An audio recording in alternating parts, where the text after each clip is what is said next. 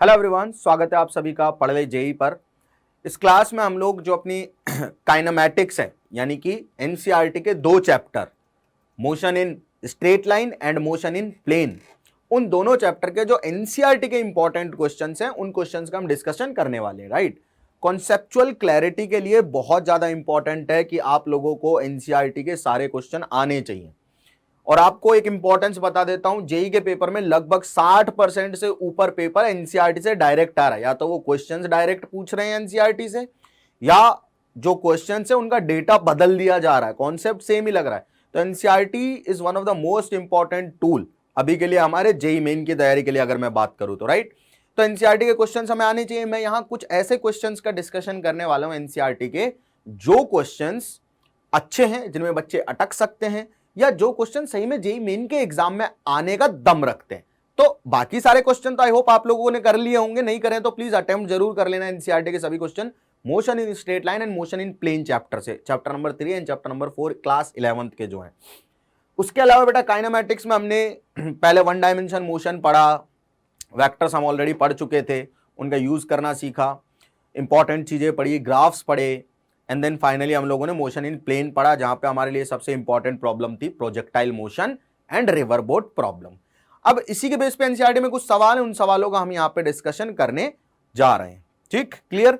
अब जो हमने लेक्चर्स में पढ़ा है वो प्रॉपर जेईई मेन और एडवांस लेवल की चीजें थी।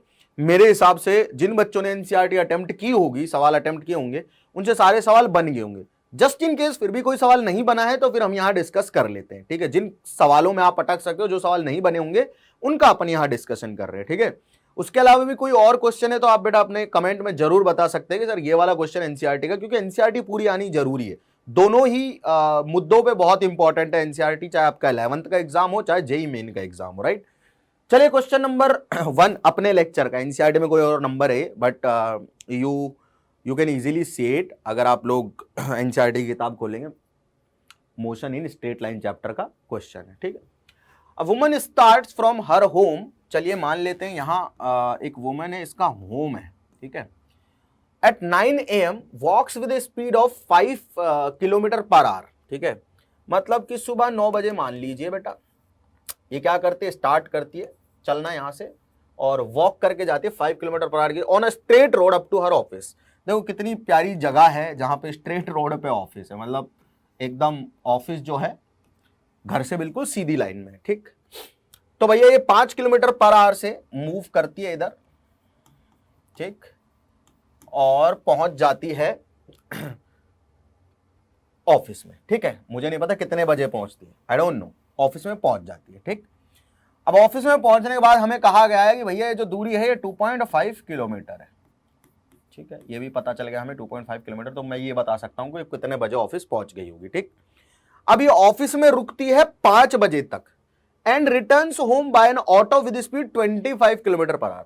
अब 5 बजे यहां से रिटर्न जर्नी तैयार करती है, भाई 9 to 5 जॉब कर रही है लड़की है ना, 5 बजे तैयार करती है अपनी रिटर्न जर्नी और 25 किलोमीटर पर आवर से रिटर्न हो लेती है।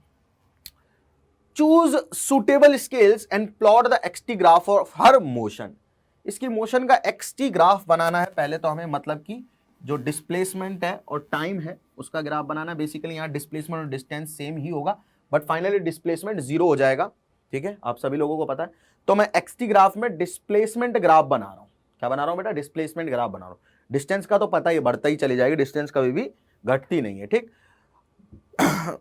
डिस्टेंस का भी बना लेंगे, कोई बड़ी बात नहीं है। ठीक, एनीवेज यार ये 5 किलोमीटर पर आवर से चलती है और 2.5 किलोमीटर कांस्टेंट स्पीड से चल रही है, कोई एक्सेलरेशन नहीं है इस भाई के पास। तो ये यहां से 2.5 किलोमीटर में कितनी देर में पहुंचेगी, ऑब्वियस सी बात है आधे घंटे में। अरे 1 घंटे में 5 किलोमीटर चलती है, कांस्टेंट स्पीड चले 2.5 किलोमीटर आधे घंटे में चल जाएगी। सिंपल सी बात है कि नहीं है, बिल्कुल सिंपल है। ठीक, तो हम इसको बोल सकते हैं कि भैया ये आधे घंटे में यहां पहुंच जाएगी। नहीं यकीन आ रहा है तो देख लो, टाइम इसका जाने का जो है उसको T1 बोल देते हैं, कांस्टेंट स्पीड से चल रही है, 2.5 किलोमीटर चलना है इसे और 5 किलोमीटर पर आवर की स्पीड से चलना है, तो 1/2 आर आ गया, आधा घंटा यानी कि 30 मिनट, आधा घंटा यानी कि 30 मिनट, यानी कि 9:30 पे यहाँ पहुंच जाती है, 9:30 AM पे यहाँ पहुंच जाती है। इसको यहाँ से 30 मिनट लगेगी। जब ये वापस आती है तो टाइम को हम T2 बोल देते हैं और T2 की जो वैल्यू है बेटा वो कैसे निकलेगी, सेम अगेन डिस्टेंस कितनी है 2.5 और कितने टाइम में, कितनी स्पीड से आ रही है, 25 किलोमीटर की स्पीड से आ रही है, ठीक है। तो 1/10 आर लग जाएगा इसको, यानी कि 1 आवर को अगर मैं 60 मिनट लिखूंगा तो 6 मिनट की बात हो गई। अरे 1 घंटे का 10वां हिस्सा, तो 1 घंटे 60 मिनट, उसमें 10 का भाग दोगे 6 मिनट आ गया, ठीक है। क्लियर है, मतलब 5:06 में ये आप पहुंचे। काफी प्रैक्टिकल प्रॉब्लम है, ये घर पहुंच गई वापस, ठीक। अब बेटा हमें कहा गया है कि सूटेबल स्केल्स हमें चूज करने हैं और हमें लिखना है एक्सटी ग्राफ इसकी मोशन का। तो यार दूरी किलोमीटर में है, किलोमीटर में लिख देता हूं। स्केल जो है वो हम लोग मिनट्स में बना सकते हैं, 5 मिनट का टाइम जो है 5 मिनट का बना सकते हैं, ठीक है। क्लियर है, चलो। तो सबसे पहले बेटा हमने क्या किया, हमने यहाँ 9 बजे से स्टार्ट करी इसकी मोशन, ठीक है, 9 AM, ठीक है। क्लियर, 9 AM पे घर पे, मैं घर से इसका डिस्प्लेसमेंट लिख रहा हूँ, ठीक। ये ओरिजिन है, ओरिजिन मतलब इसका घर है, ठीक।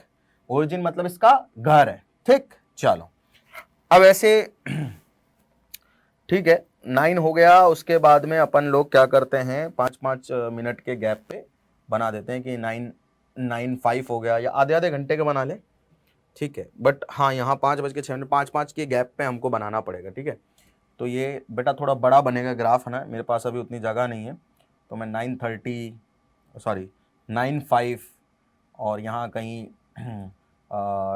9:10 9:15 ऐसे अपना टाइम चलता रहेगा। खैर मैं यहाँ पे सीधा सीधा आपको दिखा रहा हूँ, क्या दिखा रहा हूँ, हाँ ठीक है, मैं यहाँ दिखा रहा हूँ कि भैया ये 9 AM है ना, तो यहाँ 9:05 दिखा रहा हूँ, ठीक है। यहाँ 9:10 दिखा रहा हूँ, यहाँ 15, यहाँ 20, ठीक है, यहाँ 25, यहाँ 9:30, यहाँ 10, ठीक है, इस तरह से दिखा रहा हूँ। फिर यहाँ मैं मतलब ये थोड़ा ग्राफ है, इसको एलोंगेट कर लेना है। यहाँ पे मैं 5 PM दिखा रहा हूँ, ये 5 PM हो गया, ये 5:10 PM हो गया, एंड सो ऑन, ठीक है। ये 5-5 मिनट के गैप में, ठीक है। ये लाइन थोड़ी बड़ी जाएगी, बट हाँ ठीक है, अब क्या ही कर सकते हैं, मेरे पास जगह इतनी है, तो ये गैप है जो बड़ा हो जाएगा। मतलब यहाँ पे बहुत सारे 10 बजे वाले सारे 5-5 मिनट के 12 इंटरवल आएंगे, 11 बजे वाले आएंगे, 12 बजे वाले आएंगे, 1 बजे, 2 बजे, 3 बजे, 4 बजे, सब यहाँ बीच में, आप ये मान लो, ठीक है। मैं 5 बजे से फिर डायरेक्ट स्टार्ट करूँ ताकि हमें मोशन अच्छे से समझ में आ जाए, ठीक। अब क्या हो रहा है थोड़ा उसको भी समझ लेते हैं भाई। 9 बजे ये 2.5 किलोमीटर चलती है, 9 बजे क्या करते हैं बेटा, 2.5 किलोमीटर चलती है, ठीक है। यहां मैं बेटा चाहूं तो 500 मीटर पे बना सकता हूं, जो अपना किलोमीटर वाला स्केल है उसको 500 मीटर पे रख सकता हूं। I can keep it at 500 metre ताकि एक्यूरेटली मैं इसे डिजाइन कर पाऊँ, ठीक। तो 500 मीटर, ये 1 किलोमीटर, 1.5 किलोमीटर, ये 2 किलोमीटर, ये 2.5 किलोमीटर, ठीक है। 2.5 से ज़्यादा तो इसका डिस्प्लेसमेंट होगा भी नहीं, घटेगा उसके पास। तो ये कांस्टेंट स्पीड से चलती है। कांस्टेंट स्पीड का मतलब है एक्सटी कर्व का स्लोप कांस्टेंट होना चाहिए, because velocity is dx/dt। Constant speed का मतलब है एक्सटी कर्व का स्लोप, एक्सटी कर्व का स्लोप कांस्टेंट होना चाहिए। अब किस लाइन का स्लोप, किस कर्व का स्लोप कांस्टेंट हो सकता है, स्ट्रेट लाइन का। स्ट्रेट लाइन जो होती है उसका जो स्लोप होता है वो खुद लाइन होती है और वो कांस्टेंट होता है, और बाकी अगर ऐसे टेढ़े मेढ़े कर्व होंगे तो उनके स्लोप चेंज हो सकते हैं। हमें पता है, हम ग्राफ पढ़ चुके हैं अच्छे से। तो हमने क्या काम किया, हमने एक छोटा सा काम किया भाई, 9 बजे से चलना स्टार्ट किया, तो 9 से और 9:30 तक, ध्यान से सुनना, टाइम जब 9:30 होगा उस टाइम पे उसका डिस्प्लेसमेंट हो जाएगा 2.5 किलोमीटर पर आवर। कितना हो जाएगा बेटा, 2.5 किलोमीटर पर आवर, ठीक है। तो हमने एक छोटा सा काम किया भाई, ये 9 बजे से स्टार्ट किया और एक स्ट्रेट लाइन खींच दी। 9:30 कहाँ पे देख लेते हैं एक बार, ठीक है, और उस पॉइंट्स को मिला देते हैं। ये 9:15 है, ये 20 है, ये सॉरी 5 है, ये 10 है, ये 15 है, 20 है, 25 है, 30 है। तो 9:30 यहाँ है और 2.5 किलोमीटर का है, 1 2 3 4 5 यहाँ है, ठीक है। तो ये वाला पॉइंट आएगा, इसको हमने मिला दिया, ठीक। स्ट्रेट लाइन वेलोसिटी भी निकाल सकते हो, ये दूरी डिवाइडेड बाई ये टाइम, ठीक। क्लियर, वो आ जाएगा 1/2, मतलब स्पीड आ जाएगी 5 किलोमीटर पर आवर। घबराने की कोई जरूरत ही नहीं है भाई। ये 2.5 है, ये आधा घंटा है, इसको इससे डिवाइड करोगे, मतलब थीटा निकालोगे ना, tan थीटा निकालोगे ना, स्लोप निकालोगे, तो ये लेंथ डिवाइडेड बाय ये लेंथ आएगी। तो 2.5 किलोमीटर को आधे घंटे से डिवाइड करोगे तो आधे का 1/2 का 2 ऊपर चला जाएगा, 2.5 इंटू 2 कितना हो जाएगा, 5 किलोमीटर पर आवर। सिंपल एकदम, ठीक। अच्छा, अब मुझे एक चीज समझ में आई कि जैसे जैसे टाइम बढ़ रहा है ना, कांस्टेंट स्पीड से वो आगे चल रही होगी। स्पीड कांस्टेंट का मतलब एक्सटी का स्लोप कांस्टेंट रहेगा, आगे चल रही, आगे चल रही, आगे चल रही, और यहां पहुंच गई, यहां पहुंच गई, बिल्कुल सही बात। तो उसका जो डिस्प्लेसमेंट रहा वो 2.5 किलोमीटर हो गया, ठीक है। अब देखो वो ऑफिस में ही रुकी हुई है 5 बजे तक, मतलब ना तो डिस्प्लेसमेंट घट रहा है ना बढ़ रहा है, ना तो डिस्प्लेसमेंट घट रहा है ना बढ़ रहा है, ठीक है। 5 बजे के बाद वो क्या करते, वापस घर निकल लेती है। तो 5 बजे के बाद वो अगर वापस घर निकल रही है तो अब देखो ये ओरिजिन है अपना, ओरिजिन की तरफ आ रहा है पार्टिकल, तो डिस्प्लेसमेंट घटेगा घटेगा घटेगा, जब वापस ओरिजिन पे आ जाएगा तो 0 हो जाएगा। तो अब डिस्प्लेसमेंट घटेगा घटेगा घटेगा, और देखो ये 5 है, ये 5 5 है, तो 5 6 कहीं यहां होगा, तो एक स्ट्रेट लाइन से इसे भी मिला दीजिए इस तरह से, ठीक है। ये हो जाएगा बेटा उसका घर आने के लिए एक्सटी ग्राफ, ठीक है। आप देख लीजिए यहां से जो इसका स्लोप है वो नेगेटिव आ रहा है, मतलब 90 से बड़ा है, इट मींस कि उसकी वेलोसिटी नेगेटिव है, मतलब वो अपने जो वेक्टर्स हैं, पॉजिटिव एक्स में पॉजिटिव थे, नेगेटिव एक्स में नेगेटिव है, अपने जो वेक्टर्स हैं उनकी ऑपोजिट डायरेक्शन में चल रही है। इसकी वेलोसिटी नेगेटिव मतलब वो ओरिजिन की तरफ जा रही है, यहां स्लोप पॉजिटिव मतलब वो ओरिजिन से दूर जा रही है, सिंपल सी बात है। तो ये हो गया उसका x t graph, simple as that, ठीक। चलिए नाउ ये बेसिक्स को स्ट्रॉन्ग करने के लिए एनसीईआरटी के क्वेश्चन अपन लोगों को बताए जाते और अपन करते। देखो एक शराबी को सवाल डेडिकेट किया एनसीईआरटी ने, मतलब यहां बताए गए हैं कि क्या नुकसान झेलने पड़ सकते हैं अगर लोग गलत आदतों को अपनाते हैं। तो a drunkard walking in a narrow lane, पतली गली है उसमें एक शराबी मूव कर रहा, आगे जा रहा है। अब ये चल कैसा रहा है, 5 स्टेप आगे चल रहा है और 3 स्टेप पीछे चल रहा है, ज्यादा पी रखे भाई इसने। ये 5 स्टेप आगे जाता है, 3 स्टेप पीछे जाता, followed again by 5 step forward and 3 step backward, मतलब इसकी मोशन यही है। बहुत तगड़ी फिजिक्स पढ़ के इसने शराब पी होगी पता नहीं, और बहुत यूनिफॉर्मली चल रहा है बेचारा, 5 ही आगे जा रहा है और 3 पीछे आ रहा है, फिर 5 आगे जा रहा है फिर 3 पीछे आ रहा है, ठीक है। Each one step is 1 metre long and requires 1 second, हर एक सेकंड में ये 1 मीटर का एक स्टेप इसका 1 मीटर है, ठीक है। तो 1 मीटर चलता है 1 सेकंड में, ठीक। तो एक्सटी ग्राफ मोशन का इसका ड्रॉ करना है और determine graphically and otherwise how long the drunkard takes to fall in a pit 13 metre away from the start. भाई यहां शराबी बना लेते हैं सबसे पहले, ठीक है। अब ये शराबी है, ये चल रहा है इस स्ट्रेट रोड पे पतली गली में, ठीक है। ये 1 मीटर है, ये 2 मीटर है, ये 3 मीटर है, ये 4 मीटर है, ये 5 मीटर है, ये 6 मीटर है, ये 7 मीटर है, ये 8 मीटर है, ये 9 मीटर है, ये 10 मीटर है, ये 11 मीटर है, ये 12 मीटर है और ये 13 मीटर है। यहाँ बना हुआ है गड्ढा, यहाँ क्या बना हुआ है, गड्ढा बना हुआ है। हमें डिसाइड करना है कि कितने टाइम में ये ओरिजिन है, ये ओरिजिन है जहाँ से चलना स्टार्ट करेगा, ठीक है। ये 1 2 3 4 5 6 7 8 9 10 11 12 एंड 13, ठीक है। हमें डिसाइड करना है कि 13 मीटर दूर गड्ढे पे कितनी देर में गिर जाएगा, और ये 1 सेकंड में 1 स्टेप आगे बढ़ाता है, इसका 1 स्टेप 1 मीटर का है, ठीक है। 1 स्टेप मीन्स 1 मीटर और ये 1 मीटर चलता है 1 सेकंड में, ठीक है। तो ये 5 स्टेप आगे जाएगा और 3 स्टेप पीछे आएगा, फिर हम ग्राफ ड्रॉ कर लेंगे, बिल्कुल आसान। तो पहले 5 स्टेप आगे जाएगा फिर 3 स्टेप पीछे आएगा। तो पहले क्या करेगा, ये 1 2 3 4 5, ठीक है। 5 सेकंड में ये 5 पे पहुंचा, ठीक है। फिर आएगा 3 पीछे, 1 2 3, तो 3 सेकंड और ली और कहां आ गया, 2 पे आ गए, मतलब टोटल 8 सेकंड में कहां पहुंचा, 2 पे पहुंच गया, ठीक है। 8 सेकंड में इसकी पोजीशन क्या है बेटा, मतलब इनिशियल से 2 मीटर पे ही दूर है। अरे 5 आगे गया 3 पीछे आ गया, तो एक्चुअल में तो 2 पे पहुंचा ना, डिस्प्लेसमेंट तो उसका 2 ही हुआ भाई। 5 आगे पहुंचा, ठीक है, फिर वापस आया 3 और यहां आ गया, ठीक है। 1 2 3 4 5, फिर 1 2 3, तो अभी 8 सेकंड में 2 मीटर पे है, ठीक है। अब यहां से 5 आगे जाएगा, 1 2 3 4 5, फिर 3 पीछे आएगा, 1 2 3, है ना, तो 4 पे पहुंच गया, ठीक है। 8 सेकंड और ली इसने, 5 आगे गया 3 पीछे आया और इसका जो डिस्प्लेसमेंट हुआ 4 हुआ, मतलब ये 13 मीटर का पहुंचेगा, मैं ये चेक कर रहा हूं। फिर 1 2 3 4 5, 1 2 3, अब ये 6 पे पहुंच गया, 8 सेकंड और ली इसने, ठीक है, और ये 6 मीटर डिस्प्लेसमेंट कर चुका है। 1 2 3 4 5, 1 2 3, अब ये 8 पे पहुंच गया, 8 सेकंड और ली इसने, ठीक है, और ये इनिशियली 8 पे है, 8 मीटर पे, ठीक है। 1 2 3 4 5, गिर गया गड्ढे में, वापस आने का मौका ही नहीं मिला। अब 5 के बाद वापस थोड़ी आएगा, 13 मीटर के गड्ढे में गिर चुका है वो, एग्जैक्टली 8 से 5 आगेगा तो 13 पे डिशुम हो गया काम इसका। तो 8 सेकंड और लगे इसको। तो टोटल कितने, कई बच्चे गलत कर देते, 13 पे ले जाते हैं उसे, फिर वापस ले आता है, भाई 13 पे ही तो गड्ढा है, गिर जाएगा वो। ठीक, तो 8 और 5 40 सेकंड लग गए। कितना टाइम लग गया? 40 second. 1 2 3 4 5 5 parts of 8 second means 40 second उसे लग गए। ठीक है, चलिए जरा ग्राफ राफ ड्रॉ कर लेते हैं थोड़ा सा, है ना। ये तो समझ में आ ही गया होगा सभी लोगों को। खैर कोशिश जरूर करूंगा मैं थोड़ा बड़ा ग्राफ बन जाए, बट जगह कम है तो नहीं बन पाएगा। डिस्प्लेसमेंट और टाइम का एक छोटा सा ग्राफ बना लेते हैं। ठीक है,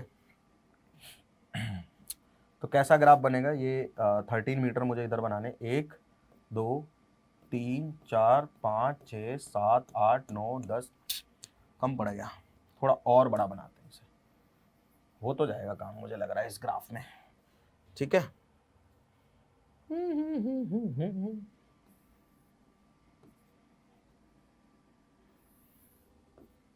ठीक,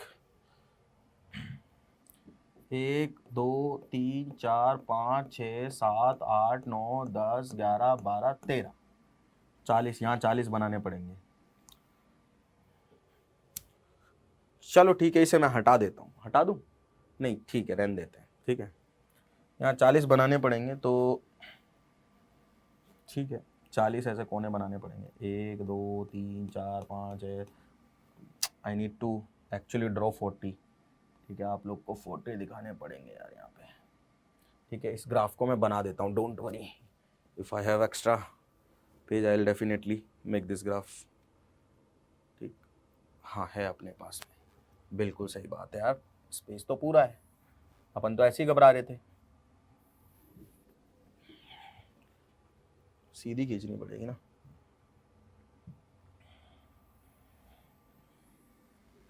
थोड़ी थोड़ी।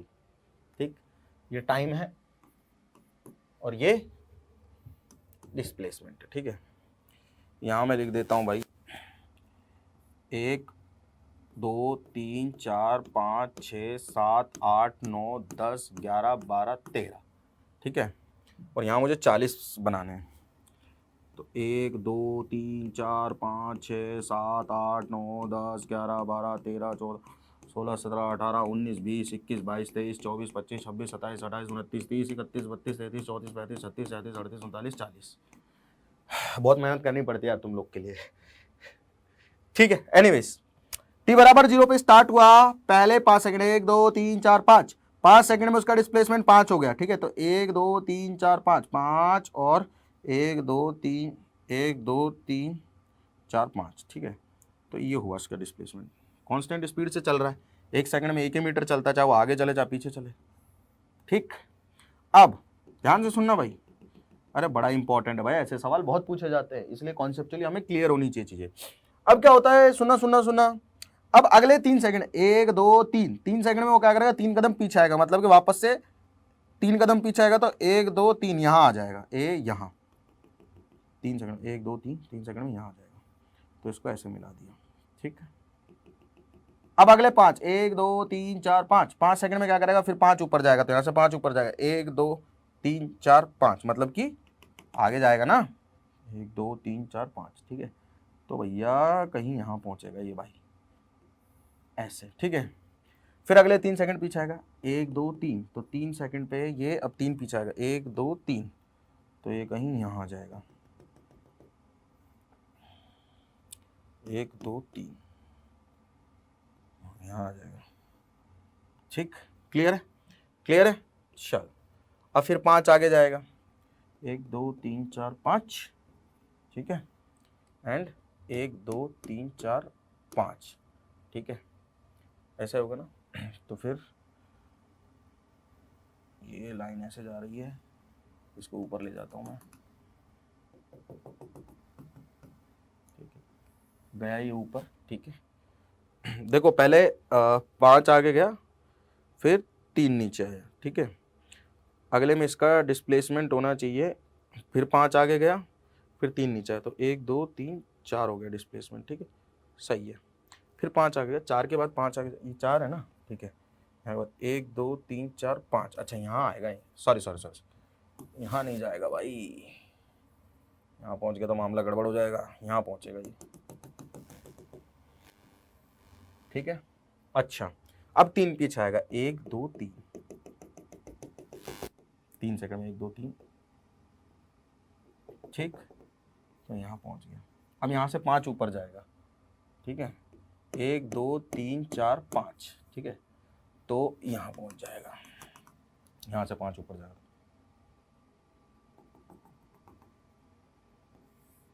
ठीक है, फिर 3 पीछे आएगा, ठीक है, तो 1 2 3 यहाँ पहुँच गया 3 सेकंड में, 1 2 3,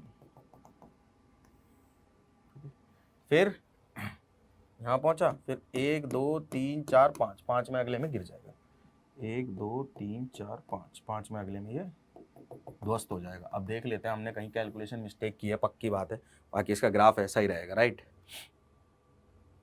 13 मीटर था ना, ठीक है 13 मीटर है, पहले 8 सेकंड में 2 मीटर, अगले 8 सेकंड में 4 मीटर, फिर 6 मीटर, फिर 8 मीटर और फिर 13 मीटर, ठीक है। अब हम एक बार देख लेते हैं कि क्या पहले 8 सेकंड में वो 2 मीटर पे है, ये 8 सेकंड है तो ये 2 मीटर पे सही है, फिर अगले 8 सेकंड में, ठीक है, 1 2 3 4 5 6 7 8, वो 4 पे है, हाँ 4 पे है, फिर अगले 8 सेकंड में 6 पे होना चाहिए, 1 2 3 4 5 6 7 8, 8 में ये 6 पे है, बिल्कुल 6 पे है, ठीक है। फिर अब 6 पे है ना, 6 के बाद 8 पे होना चाहिए, 1 2 3 4 5 6 7 8, 8 के बाद ये 8 पे पहुंचा, 9 10 11 12 13, ठीक है, अब 8 हो गए, ठीक है, अब उसके बाद 5 सेकंड हो गए, 1 2 3 4 5, 13 पे हो गया, तो टोटल टाइम कितना लगा, 1 सेकंड, लेट मी सी, अच्छा 8 सेकंड यहाँ लगे, अच्छा यहाँ 5 सेकंड लगे, sorry sorry sorry sorry sorry, यहाँ पे 5 सेकंड लगे, यहाँ 8 नहीं, sorry sorry sorry sorry sorry, mistake हो गई है ना, 8 कंसीडर कर ले, तो टोटल टाइम कितना लगेगा उसे, 24 और 5 29, 32 और 5 37 37 37 सेकंड्स, 37 सेकंड्स लगेंगे बेटा उसे, not 40, sorry it was a mistake, it can happen with anyone यार, 37 सेकंड में यहाँ पहुँच जाएगा और गिर जाएगा, ठीक है, क्लियर है, ऐसा कुछ ग्राफ आएगा, आई होप ये क्लियर है आप लोगों को।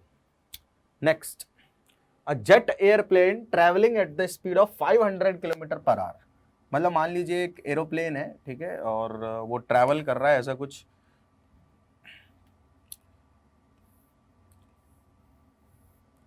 कुछ ट्रैवल कर रहा है ना, और इसकी स्पीड है बेटा, ऐसा कुछ ट्रैवल कर रहा है ये 500 किलोमीटर पर आवर, बहुत प्यारा सा क्वेश्चन है, छोटा सा, मान लेते हैं इसकी स्पीड इधर है, ejects its product of combustion at the speed of 1500 kilometre per hour relative to the jet plane, मतलब यहाँ से पीछे से ये अपने जो प्रोडक्ट्स है उसको पी नाम दे देते हैं, उनको बाहर फेंक रहा है, और उन प्रोडक्ट की जो स्पीड है वो 1500 kilometre per hour relative to the plane, मतलब with respect to the plane उनकी स्पीड है 1500 kilometre per hour. What is the speed of the latter, मतलब ये जो प्रोडक्ट निकल रहे हैं इनकी स्पीड क्या है ग्राउंड के ऑब्जर्वर के रिस्पेक्ट में, ठीक है भैया, ठीक है। अब ग्राउंड का ऑब्जर्वर क्या है, रेस्ट पे, मतलब रेस्ट वाले के रिस्पेक्ट में इसकी क्या पूछ रहा है बेटा, स्पीड पूछ रहा है। अब इसको दोनों तरीके से कर सकते हैं, हमें तो ट्रिक भी पता है और हम तो मैथ से भी यूज करके कर ही सकते हैं, कैसे देखो, अगर मुझे बोला गया है कि velocity of product with respect to aeroplane मुझे निकालनी है, तो मैं लिखूंगा भाई velocity of product minus velocity of aeroplane, है ना, मतलब velocity of product with respect to aeroplane निकालनी है तो क्या लिखूंगा, velocity of product with respect to ground. ये जब कुछ नहीं लगा होता है तो रेस्ट वाले के लिए बात हो रही होती, पता है, और velocity of aeroplane with respect to ground, velocity of product with respect to ground minus velocity of aeroplane with respect to ground, ठीक है। ये क्या, velocity of product with respect to aeroplane, जब यहां कुछ नहीं लगा है मतलब रेस्ट वाले ऑब्जर्वर के लिए बातें हो रही है, मतलब ग्राउंड वाले ऑब्जर्वर के लिए बातें हो रही है, जब कुछ लगा हुआ है तो उस स्पेसिफिक ऑब्जर्वर के लिए बातें हो रही है जो मूव कर रहा है, सिंपल है। चलो, कुछ नहीं लगाता मतलब ग्राउंड के रिस्पेक्ट में, हमें प्रोडक्ट की स्पीड निकालनी है, किसके रिस्पेक्ट में बेटा, ग्राउंड के रिस्पेक्ट में, तो वीपी निकालना है, ये हो जाएगा वीपीए प्लस वीए, क्या हो जाएगा, वीपीए प्लस वीए, यही होएगा क्या, अरे यही होएगा ना, ठीक है। अच्छा, अब एक डायरेक्शन को पॉजिटिव मान लो, एक डायरेक्शन को नेगेटिव मान लो, सिंपल सी बात है, क्या सिंपल सी बात है ना, एक डायरेक्शन को पॉजिटिव मान लो, एक डायरेक्शन को नेगेटिव मान लो, अटा काम हो गया बस, ठीक है। अच्छा, अब मैंने इधर वाली डायरेक्शन को पॉजिटिव मान लिया, इधर वाली डायरेक्शन को नेगेटिव मान लिया, ठीक है, तो मैंने कहा यार कि velocity of product with respect to aeroplane कितना है 1500, ठीक है, और राइट में तो पॉजिटिव लिखूंगा, प्लस वेलोसिटी ऑफ एरोप्लेन है लेफ्ट में तो -500 लिखूंगा, तो आ जाएगा 1000 किलोमीटर पर आवर, ठीक है, विद रिस्पेक्ट टू ग्राउंड। अच्छा देखो एक और चीज मैं बता रहा हूं आप लोगों को, अगर मैं, ध्यान से सुनना, ध्यान से सुनना, मुझे पता है कि ये जो प्रोडक्ट बाहर निकल रहे हैं, ठीक है, मैं प्लेन को रेस्ट पे लाऊंगा ना, तो जो प्लेन के लिए होगी इसकी स्पीड, सुन लो ध्यान से, अगर मैं प्लेन को रेस्ट पे मान लूं तो प्लेन के लिए जो प्रोडक्ट की स्पीड होगी, एरोप्लेन के लिए जो प्रोडक्ट की स्पीड होगी वही ग्राउंड पे खड़े ऑब्जर्वर होगी, मतलब क्योंकि ग्राउंड का ऑब्जर्वर रेस्ट पे, अगर मैं प्लेन को रेस्ट पे ले आया तो ठीक। अच्छा अब एक्चुअल में इसकी रियल वेलोसिटी नहीं है, ये प्लेन के रिस्पेक्ट में जो वेलोसिटी वो है, मतलब प्लेन ऑलरेडी रेस्ट पे अगर होता, मतलब प्लेन को मैं रेस्ट पे कर देता तो प्लेन की 500 किलोमीटर पर आवर मुझे इधर ऐड करनी पड़ती, क्योंकि प्लेन इधर, मान लो जो निकल रहा है उसकी स्पीड है x, एक्चुअल में x ही मुझे फाइंड करना है ना। अब मुझे ये दे रखा है कि जो प्लेन है ना, ठीक है, उसको अगर मैं रेस्ट पे ले आऊं, उसको अगर मैं रेस्ट पे ले आऊं तो इसकी स्पीड जो है वो फाइंड करनी है मुझे, ठीक है, करनी है ना, और वो दे रखी है मुझे कितनी, 1500, कितनी दे रखी है, 1500, मतलब इसकी एक्चुअल स्पीड अगर x है और मैं इसमें प्लेन की स्पीड ऑपोजिट डायरेक्शन में जोड़ दूं तो बनती है अपने पास में relative to the plane speed. तो x की वैल्यू कितनी आ गई, 1000 आ गई, चाहे ऐसे करो चाहे ऐसे करो, एक ही बात है, कोई ज्यादा दिमाग लगाने वाली बात है नहीं उसमें।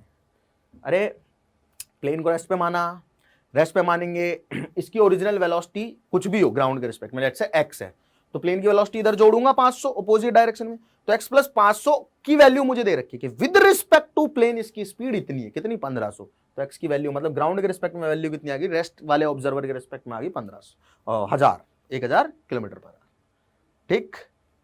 चलो जी, car moving along straight highway with speed 126 kilometre per hour brought to a stop within a distance of 200 metre. मतलब मान लीजिए यहाँ पे कोई कार है, ठीक है, ये चल रही है बढ़िया स्पीड से 126 किलोमीटर पर आवर से, तो इसको पहले तो यार चेंज कर लो मीटर पर सेकंड में, क्योंकि मीटर में दूरी दे रखी है, ठीक है, तो 5/18 से मल्टीप्लाई करेंगे, 7 टाइम्स जाएगा तो ये 35 मीटर पर सेकंड आ जाएगा, ठीक है। ठीक है, तो ये 35 मीटर पर सेकंड से चल रही है, काफ़ी तेज चल रही है कार, और कहा गया है कि यहाँ से अगर मैं ब्रेक लगाना स्टार्ट करूंगा तो 200 मीटर पे जाके ये रेस्ट पे आ जाती है, रुक जाती है, ठीक। हमें पूछा गया रिटार्डेशन कितना है, हमें पूछा गया रिटार्डेशन कितना, ऑब्वियस सी बात है, इस पे रिटार्डेशन लगाया होगा तभी तो ये रेस्ट पे आई होगी, बिल्कुल सही बात है सर। भाई फाइनल स्पीड बराबर इनिशियल एक्सेलरेशन कांस्टेंट होगा, कांस्टेंट की बात दे रखी है ना, यूनिफॉर्म बोला हुआ है, जूम करना है तो हम इक्वेशन लगा रहे हैं, ठीक है। तो मुझे पूछा गया है कि कितना टाइम लगेगा कार को स्टॉप होने में, कितना टाइम लगेगा कार को स्टॉप होने में, ठीक। चलो निकाल देते, कोई दिक्कत नहीं, ठीक है ना। तो इसको दूसरी इक्वेशन से भी कर सकते, चलो पहले तीसरी से कर लेते हैं, एक्सेलरेशन फाइंड करना पड़ेगा ना, तो हो जाएगा 2a इंटू एक्स, ठीक है, ये 0 बराबर हो जाएगा 35 का square plus 2 times acceleration into 200, तो a की वैल्यू आ गई अपने पास में 35 इंटू 35 डिवाइडेड बाय 400, वो भी माइनस में, क्यों माइनस में, क्योंकि देखो इधर आएगा तो नेगेटिव हो जाएगा, रिटार्डेशन का मतलब ये होता है नेगेटिव एक्सेलरेशन। अब हमें ये बोला गया है कि कितना टाइम लगेगा इसे यहाँ तक पहुँचने में, ठीक है, कितना टाइम लगेगा इसे यहाँ तक पहुँचने में। पहली इक्वेशन इनिशियल फाइनल वेलोसिटी पता है, एक्सेलरेशन पता है, पहली इक्वेशन लगा दो, v बराबर u प्लस ए टी, क्या है यार तुम भी, t की वैल्यू निकालनी है, t टाइम में मान लो वेलोसिटी 0 हो रही है, इनिशियली 35 थी, एक्सेलरेशन आ गया -35 इंटू 35 डिवाइडेड बाय 400, मल्टीप्लाई कर दो t से, ये माइनस इधर आ गया तो -35 हो जाएगा, is equals to -35 into 35 divided by 400 into t, ये 35 माइनस से माइनस कैंसिल आउट, तो 400 बाय 35, तो टी की वैल्यू आ गया अपने पास इतने सेकेंड्स, कैंसिल आउट भी कर सकते हो 5 से, ठीक, क्लियर। चल आई होप आप लोगों को अच्छे समझ में आ रहे हैं जो भी सवाल हम डिस्कस कर रहे हैं, ये मोशन इन स्ट्रेट लाइन के सवाल थे अभी तक जो भी हम कर रहे हैं, ये देखो ऐसे सवाल हम जो अपने रिलेटिव मोशन के ऑलरेडी कर चुके हैं बहुत सारे। Let's solve this question as well. Two trains A and B of length 400 metre each are moving on two parallel track with a uniform speed of 72 kilometre per hour. भाई देख, ये पहली ट्रेन है जो मैं यहां ड्रॉ कर रहा हूं, ठीक है, और 400 मीटर लॉन्ग है, और ये दूसरी ट्रेन है, ठीक है, ये भी 400 मीटर लॉन्ग है। अब सवाल में क्या कहा गया है, दोनों चल रही हैं 72 किलोमीटर पर आवर से, ठीक है भैया, बहुत बड़े। 72 को पहले मीटर पर सेकंड में चेंज कर लो, यानी कि 20 मीटर पर सेकंड से चल रही हैं। ऐसे सवाल तो आते हैं बहुत जेई में। अब बोला गया है with A ahead of B, मैं मान लेता हूं ये दोनों इधर जा रही हैं, सेम डायरेक्शन में जा रही है क्या? नहीं, बोला नहीं गया ऐसा, सेम डायरेक्शन, हाँ ठीक है, सेम डायरेक्शन मूव करें। ये ए है, चलो इधर मान लेते हैं, ठीक है, इधर मान लेते हैं, तो ये ए है और ये बी है इधर, ठीक है, दोनों की स्पीड सेम है। अब मुझे कहा गया कि the driver of B decide to overtake A and accelerate by 1 metre per second square. देख भाई, इसके पास में अब एक्सेलरेशन भी है 1 मीटर पर सेकंड स्क्वायर, ठीक है। अब कहा गया इन 50 if after 50 second the guard of be just brushes past the driver of A, what was the original distance between them. Original distance कितनी थी उनके बीच में? बहुत बढ़िया सवाल है, एक ही सवाल में पूरा रिलेटिव वेलोसिटी बढ़िया से क्लियर हो जाएगा। मतलब ये तो सिचुएशन है t बराबर 0 पे, मतलब कुछ दूरी होगी इनके बीच में already, let's not consider it at t is equals to 0। Initial जो डिस्टेंस है, लेट्स से इनके बीच में कुछ है, and we'll clarify that distance as d मान लेते हैं, इनिशियल डिस्टेंस इन दोनों के बीच में, ठीक है, इसके गार्ड और इसके ड्राइवर के बीच में, ठीक। तो सेम चीज़ है 400 मीटर, ठीक है, ये ट्रेन ए है, ये ट्रेन बी है, ठीक, ये भी इधर आ रही है, ठीक। अब कहा गया है कि इसके पास एक्सेलरेशन भी मतलब ये इसको क्रॉस करना चाहता है, t बराबर 0 पे ये सिचुएशन है, और t बराबर 0 पे एक्सेलरेट करना स्टार्ट कर देता है। 50 सेकंड बाद की सिचुएशन बताता हूं आपको क्या है। 50 सेकंड बाद की सिचुएशन ये है कि जो ए है ना, ठीक है, ये बी है। अरे गार्ड कहाँ होता है? आखिरी डब्बे में होता है, ठीक है, गार्ड कहाँ होता है बेटा? आखिरी डब्बे में होता है, दिस इज बी। तो भाई यहाँ गार्ड बैठा हुआ है, यहाँ इसका ड्राइवर है, मतलब इसके ए के ड्राइवर को जस्ट पास कर रहा है ये बी का गार्ड, ठीक है। ये सिचुएशन हो गया आफ्टर 50 सेकंड, मतलब 50 सेकंड के बाद क्या हो गया? क्रॉसिंग कंप्लीट हो चुकी है। अब इस सवाल को अगर अपन ऐसे देखें कि टी टाइम में ये इतनी चली, ये इतनी चली, क्यों देखना है? काफी हैवी हो जाएगा भाई। सोच सकते हो, ठीक है, प्रिडिक्शन कर सकते हो, लेकिन सॉल्यूशन बहुत लंबा हो जाएगा, and we don't get much time to solve these problems in exam. हमें क्या दिया गया? अब हमें इतनी चीज पता है कि अगर कोई भी एक ट्रेन रेस्ट पे आ जाए ना, तो बहुत आसान हो जाएगा मेरे लिए इनकी मोशन को प्रेडिक्ट कर पाना और सॉल्व कर पाना सवाल को। तो बी क्योंकि क्रॉस कर रहा है ए को, तो ए को रेस्ट पे ले आते हैं, ले आए ए को रेस्ट पे, ले आते हैं भाई, क्या दिक्कत है? तो हमने ए को रेस्ट पे ले आए। कैसे रेस्ट पे लाए भैया? ए की जो वेलोसिटी है ना इधर की तरफ 20 मीटर पर सेकंड, वो बी को दे दी। ए की वेलोसिटी कितनी थी इधर? 20 मीटर पर सेकंड, हालांकि बी की भी वेलोसिटी इधर 20 मीटर पर सेकंड है। अब बी की जो ए की वेलोसिटी है वो बी को अपोजिट डायरेक्शन में दे दो, तो बी को अपोजिट डायरेक्शन में वेलोसिटी दे दी ए की कितनी? 20 मीटर पर सेकंड। तो टी बराबर 0 पे बी की नेट वेलोसिटी होगी 0। अरे खुद की 20 इधर थी, ए की इधर थी 20 मैंने, लेकिन इसके पास एक्सेलरेशन है। टी बराबर 0 पे क्या करता है? एक्सेलरेट करना स्टार्ट करता है।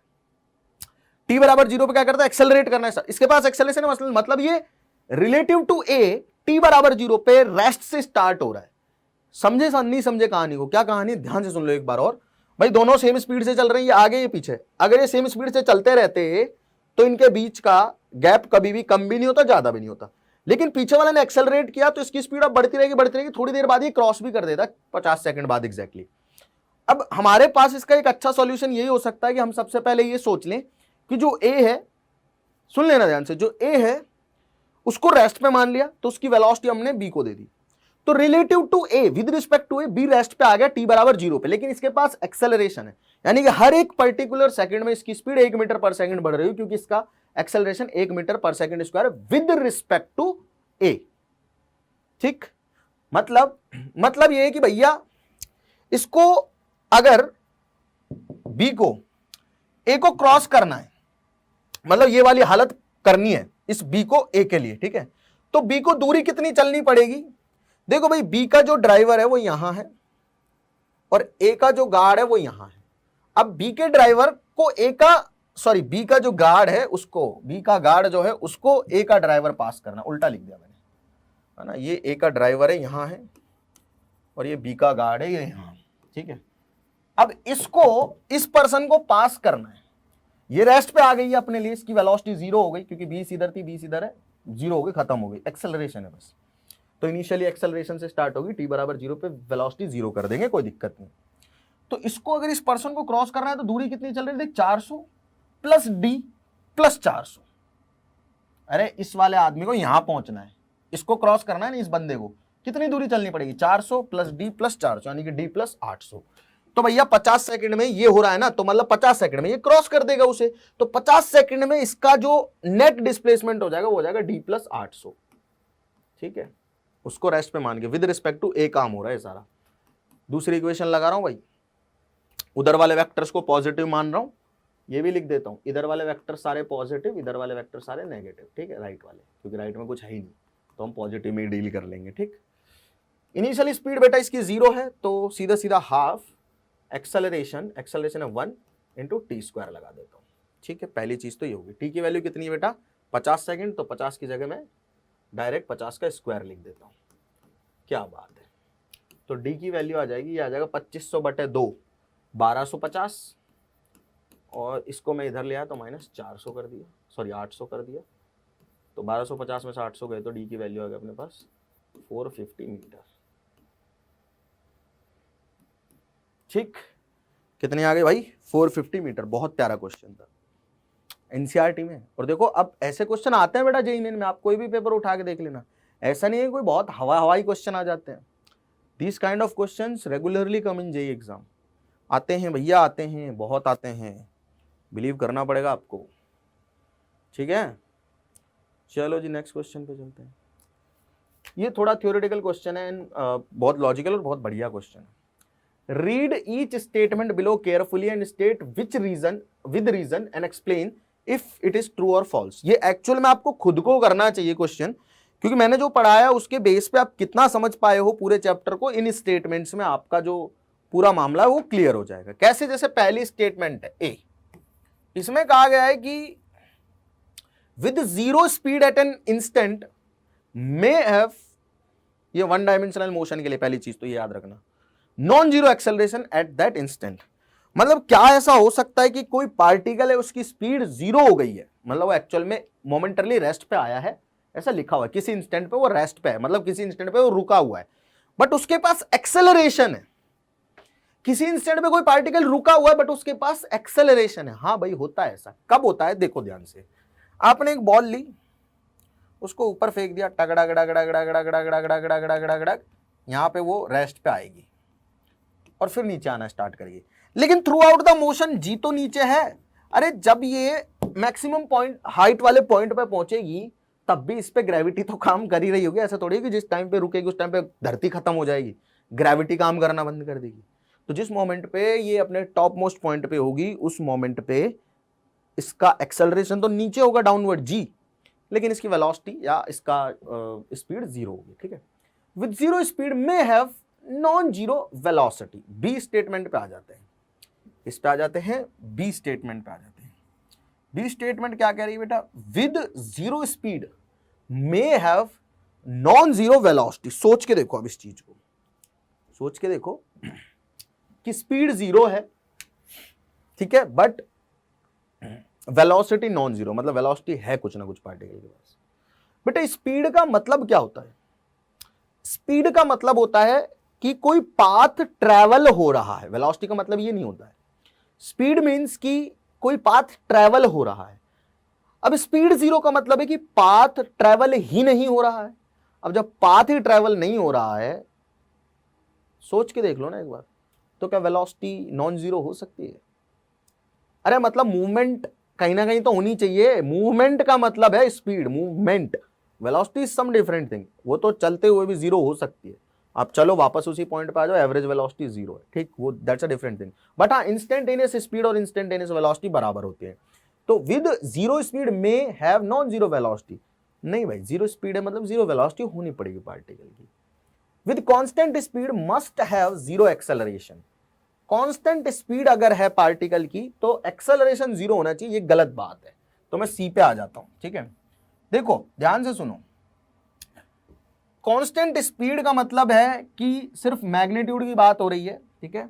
एक्सेलरेशन नॉन जीरो होगा अगर वेलोसिटी की डायरेक्शन चेंज हो जाता, मतलब मान लो कि मैग्नीट्यूड, वेलोसिटी जो है उसमें बेटा दो चीजें होती हैं और स्पीड तो डिफरेंट थिंग है एकदम।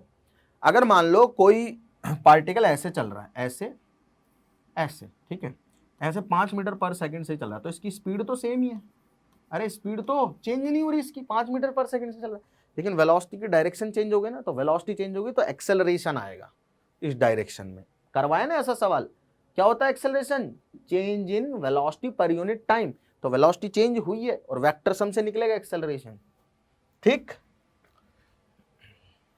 With positive value of acceleration must be speeding up. ये कह रहा है कि अगर एक्सेलरेशन की वैल्यू पॉजिटिव होगी, मस्ट भी बोला इसने, तो हमेशा जो एक्सेलरेशन स्पीड है वो ऊपर जा रही होगी, मतलब स्पीड जो है वो इंक्रीज कर रही होगी। अब सोचना इस पर्टिकुलर चीज के बारे में, consider zero as positive value. देखो एक तो चलो मैं केस बता देता हूं, जैसे जीरो है एक्सेलरेशन तो मतलब वेलोसिटी कांस्टेंट हो गई, स्पीड कांस्टेंट हो गई, ठीक है। सुनना जरा ध्यान से। अब ये कह रहा है कि अगर एक्सेलरेशन की वैल्यू पॉजिटिव आ रही है तो स्पीड जो है वो हमेशा इंक्रीज करनी चाहिए। अब ऐसा जरूरी नहीं है, एक और एक्सेलरेशन होता है जो सर्कुलर मोशन में काम में आता है। एक्चुअल में एनसीईआरटी में सर्कुलर मोशन पहले ही पढ़ा देते हैं, जिसे हम कहते हैं सेंट्रीपिटल। हम वो वर्क एनर्जी पावर में पढ़ेंगे। अभी नेक्स्ट चैप्टर हम न्यूटन्स लॉज ऑफ मोशन पढ़ेंगे, फ्रिक्शन पढ़ेंगे, उसके बाद हम नेक्स्ट चैप्टर जो पढ़ेंगे that would be work power energy. वहां पता चलेगा अपन को कि बॉडी को सर्कल में घुमाने के लिए एक एक्सेलरेशन नेसेसरी होता है। अगर आप यूनिफॉर्म स्पीड से भी घुमा रहे हो ना तो भी पॉजिटिव एक्सेलरेशन है वहां पे, मतलब स्पीड बढ़ती नहीं है, ऑल्दो वहां पे ऑलरेडी एग्जिस्ट कर रहा है एक्सेलरेशन। बट आपको सोचना है वन डायमेंशन के लिए, क्योंकि ऐसा लिखा हुआ है कि particle in one dimension motion. एक पार्टिकल वन डायमेंशनली मोशन में है, मतलब ये सेंट्रीपिटल की बात तो मैंने बता दिया आप लोगों को। आपको सिर्फ और सिर्फ जस्ट इन केस किन्हीं बच्चों ने सर्कुलर मोशन पढ़ लिया ऑलरेडी एनसीईआरटी में, तो मैं बता रहा हूं ये वन डायमेंशन के लिए ही है। और आपको सोचना है कि अगर वन डायमेंशन मोशन कर रहा है पार्टिकल, अब वो चाहे ऐसे कर रहा हो और चाहे ऐसे कर रहा हो, तो आपको बताना है कि एक्सेलरेशन अगर पॉजिटिव है तो स्पीड इंक्रीज हो रही होगी। पॉजिटिव एक्सेलरेशन का मतलब क्या होता है? मतलब change in rate of change of velocity, ठीक है। तो देख लो अब क्या होना चाहिए, ठीक है, क्लियर। और कमेंट जरूर कर देना कि जो डी है उसमें ट्रू है या फॉल्स है। बस क्वेश्चन लिख लेना और बोल देना कि डी जो है वो ट्रू है या फॉल्स है, या आपको लिखना है कमेंट्स में, ठीक है। ऑप्शन इसका इंतजार रहेगा, डी जो क्वेश्चन है इसके करेक्ट आंसर का, ठीक। चलिए अब बेटा अपन लोग थोड़ा ना मोशन इन प्लेन की चर्चा कर लेते हैं। और मोशन इन प्लेन जो है काफी इंटरेस्टिंग सवाल है एनसीईआरटी में मोशन इन प्लेन के। तो सबसे पहले तो आप एक काम करो, ये जो ग्राफ है ना इनको एक बार खुद से समझने की, मतलब देख लो, look at this graph first, एक बार देख लो और ये नोट कर लो। नोट कर लिए सभी ने? चलिए तो यार हमको ना ग्राफ को देख के ये बताना है कि which of these can not possibly represent one dimensional motion of a particle. कि कोई पार्टिकल है उसकी वन डायमेंशनल मोशन को इनमें से कौन सा ग्राफ है जो प्रेडिक्ट नहीं कर सकता है, मतलब जो एक्चुअली वन डायमेंशनल है ही नहीं, ऐसी मोशन देखनी, ठीक है। तो पहली वाली अगर मैं मोशन देखूं, ध्यान से देखना, पहली वाली मोशन को देखना ध्यान से। तो पहली वाली मोशन में क्या है बेटा, किसी एक टाइम पे देखो पार्टिकल जो है वो यहां भी है और पार्टिकल यहां भी है। अब वन डायमेंशन में सेम टाइम पे किसी पार्टिकल की दो पोजीशन हो सकती है क्या? अरे इस टाइम पे एक्स कोऑर्डिनेट ये भी है और ये भी है, मतलब सेम टाइम पे दो जगह है पार्टिकल, पॉसिबल ही नहीं है। और सेम कहानी यहाँ हो रही होगी, तुम किसी भी टाइम पे देखो तो पार्टिकल जो है उसकी वेलोसिटी, अच्छा यहाँ तो एक्सटी है, यहाँ वेलोसिटी है, ठीक है ठीक है ठीक है ठीक है, यहाँ वेलोसिटी की बात कर रहा है, ठीक है। तो वेलोसिटी जो है देखना ध्यान से, t बराबर 0 पे वेलोसिटी मैक्सिमम है, ठीक है, फिर कम होती है कम होती है कम होती है, यहाँ तो xt था भाई, पार्टिकल की पोजीशन दो हो ही नहीं सकती, सिंपल सी बात है। तो जैसे जैसे मैंने t बराबर 0 पे देखा कि भाई t बराबर 0 पे वेलोसिटी मैक्सिमम है, और किसी टाइम मान लो कि जो भी टाइम है इसको t मान लो, उस पर वेलोसिटी जो है वो 0 हो गई। क्या हो गई बेटा? 0 हो गई। सुनना ध्यान से, अब पहले वेलोसिटी मैक्सिमम है, मतलब पार्टिकल चलना स्टार्ट किया, ठीक है, वेलोसिटी घटी घटी घटी घटी, ऐसा हो सकता है वेलोसिटी घटी घटी घटी घटी और वेलोसिटी 0 हो गई हो, ठीक है। अब ध्यान से सुनना, वेलोसिटी की दो वैल्यू है किसी भी एक टाइम पे, देख देख देख देख देख देख देख देख, इस टाइम पे भी, एक पर्टिकुलर टाइम पे वेलोसिटी पॉजिटिव भी है और नेगेटिव भी है। अरे एक पर्टिकुलर टाइम पे वेलोसिटी पॉजिटिव भी है और नेगेटिव भी है, मतलब पार्टिकल के पास इधर भी वेलोसिटी इधर भी वेलोसिटी, क्या ये पॉसिबल? अरे ये तो वेलोसिटी की नेगेटिव वैल्यूज है ना इस टाइम, देख किसी भी एक पर्टिकुलर टाइम पे अगर मैं देखूं तो वेलोसिटी देखो यहां भी आ रही है और यहां भी, सेम टाइम पे दो velocities, can this happen? Actually हो सकता है ऐसा कि एक पार्टिकल है उसके पास एक टाइम पे दो वेलोसिटीज है, हो सकता है ऐसा? नहीं हो सकता ना, तो दो वेलोसिटी भी पोजेस नहीं कर सकता, दूसरा ग्राफ भी गलत है। तीसरे में स्पीड दे रखा, टाइम दे रखा है, तीसरे में हमें ये बताया हुआ है कि जो स्पीड है, ठीक है, सुनना ध्यान से, कि t बराबर 0 से आगे का देख लेते हैं, स्पीड है वो नेगेटिव दे रखी है, ठीक है, नेगेटिव दे रखी है ना नीचे वाला, और फिर स्पीड बढ़ रही है बढ़ रही है बढ़ रही है बढ़ रही है, क्या स्पीड नेगेटिव हो सकती है? ऑब्वियसली नहीं हो सकती है। और यहाँ टोटल पाथ लेंथ को घटा रखा, देखो टोटल पाथ लेंथ पहले बड़ी बड़ी बड़ी बड़ी बड़ी बड़ी टाइम के साथ में, फिर टोटल पाथ लेंथ घटी घटी घटी घटी घटी घटी घटी और फिर 0 हो गई। अरे टोटल पाथ लेंथ यानी कि डिस्टेंस तो कभी घट ही नहीं सकती, और यहाँ तो स्पीड को नेगेटिव दिखा रखा है, ठीक है। तो प्रैक्टिकली इनमें से कोई भी ग्राफ ऐसा नहीं है जो वन डायमेंशनल मोशन को रिप्रेजेंट करता हो, ठीक। ये भी एक बहुत बढ़िया सवाल है, इस सवाल को देख लेते हैं, वन डायमेंशन मोशन का ही है, और आगे जो है देयर विल बी बहुत सारे क्वेश्चंस जो हम अच्छे से डिस्कस कर रहे होंगे। On a long horizontally moving belt, एक बेल्ट दिखाई दे रही है आप सभी लोगों को, ये बेल्ट चलिए 4 किलोमीटर पर आवर से आगे। A child run to and fro, मतलब एक बच्चा है वो टू एंड फ्रो का मतलब है आगे पीछे ऐसे मूव कर रहा है, और बच्चे की स्पीड है 9 kilometre per hour with respect to the belt, साफ साफ लिखा हुआ है, मतलब ये फादर है ये मदर है, बच्चे को बी बोल देते हैं, चाइल्ड है ना तो सी बोलते हैं, बेल्ट को बी बोलते हैं। Velocity of child with respect to belt जो है वो दे रखी है 9 kilometre per hour. Velocity of child with respect to belt वही तो दे रखी है, और वेलोसिटी ऑफ बेल्ट जो है वो दे रखी है मुझे 4 किलोमीटर पर आवर, ठीक है, इस डायरेक्शन में, पॉजिटिव एक्स डायरेक्शन में। The belt moves with a speed of 4 km per hour for an observer on the stationary platform. Observer है स्टेशनरी प्लेटफॉर्म पे यानी कि ग्राउंड पे खड़ा हुआ है। हमको पूछा गया है कि speed of the child running in the direction of motion of the belt, कि इस पर्सन के लिए चाइल्ड की स्पीड क्या है। देखो एक बेल्ट है कंटिन्यूअसली मूव कर रही, अब उस बेल्ट पे बच्चा भी दौड़ रहा है, बेल्ट के रिस्पेक्ट में बच्चे की स्पीड है 9 किलोमीटर पर आवर, तो ग्राउंड के रिस्पेक्ट में कितनी होगी भाई? इसको लिख सकते हैं velocity of child minus velocity of belt, ये बराबर दे रखा 9 के, वेलोसिटी ऑफ चाइल्ड हो जाएगी 9 प्लस वेलोसिटी ऑफ बेल्ट।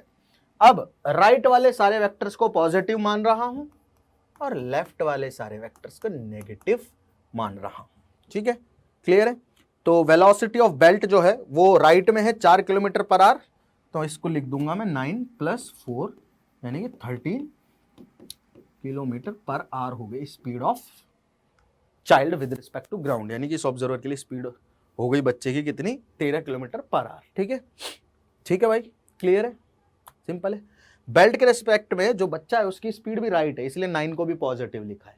बच्चे की जो स्पीड है बेल्ट के रिस्पेक्ट में वो 9 है और वो राइट में, इसलिए उसको पॉजिटिव लिखा है, ठीक है। Speed of the child running opposite to the direction of motion of the belt, अगर ये बच्चा बेल्ट की मोशन के ऑपोजिट रन करेगा, मतलब बच्चा उधर मूव कर रहा है, ठीक है, तो इसके स्टेशनरी ऑब्जर्वर के रिस्पेक्ट में क्या स्पीड होगी?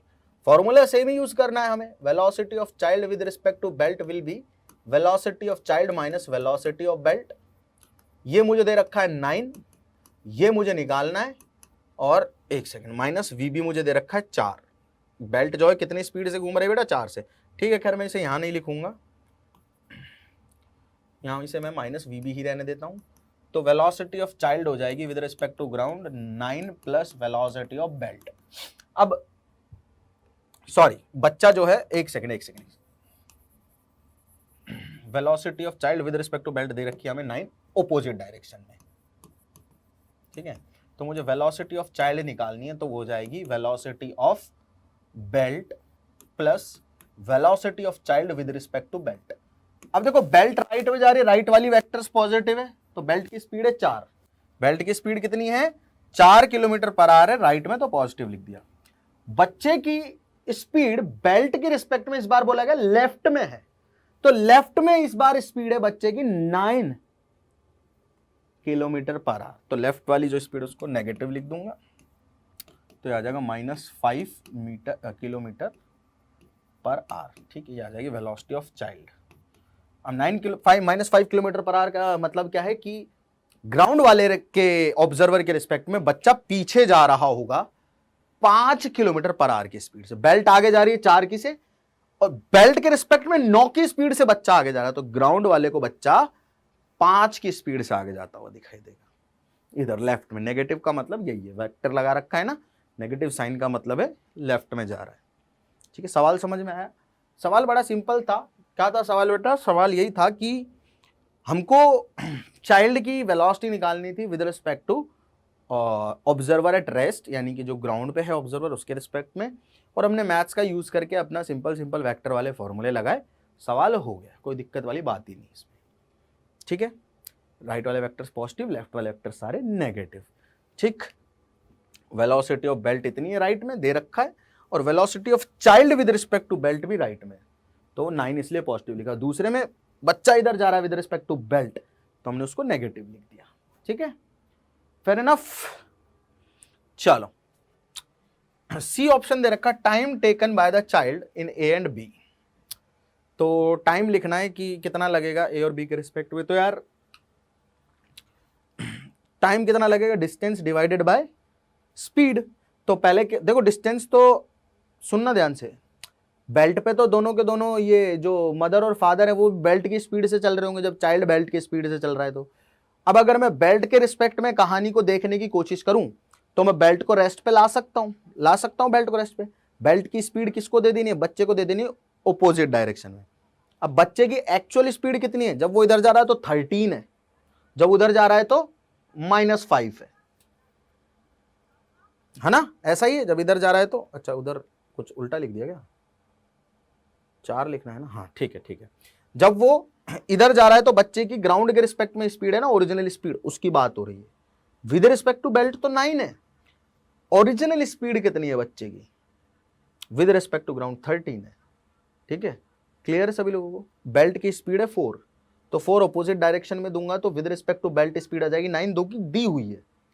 अब बच्चा अगर बेल्ट पे मूव कर रहा है 9 की स्पीड से, तो उसके मम्मी पापा भी बेल्ट के साथ साथ मूव कर रहे हैं। क्या समझे? अरे तीनों बेल्ट पे, मम्मी पापा रुके हुए हैं, बच्चा दौड़ रहा है बीच में।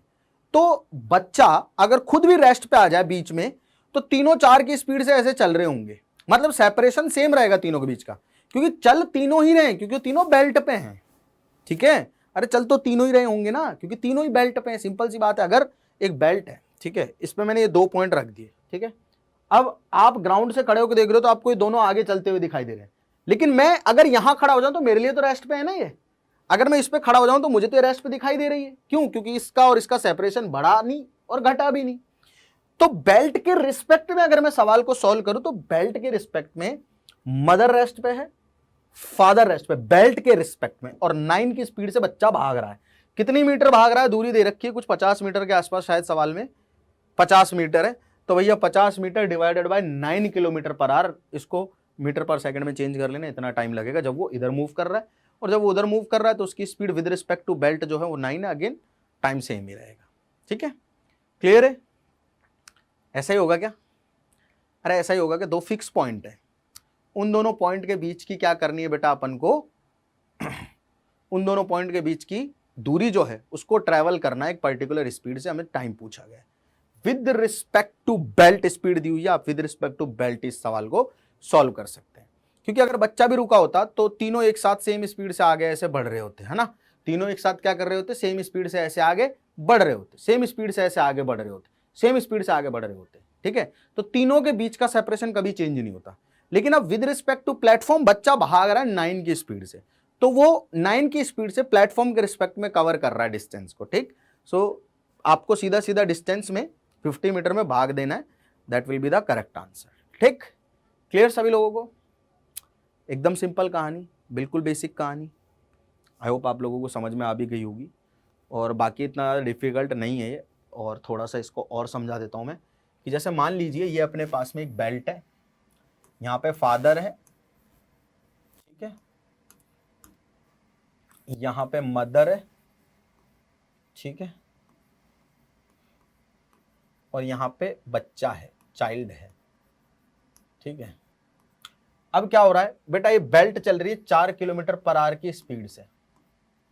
किससे चल रही है बेटा? 4 किलोमीटर पर आवर की स्पीड से चल रही है। बेल्ट क्या कर रही है भैया? 4 किलोमीटर पर आवर की स्पीड से चल रही है ये बेल्ट, ठीक है।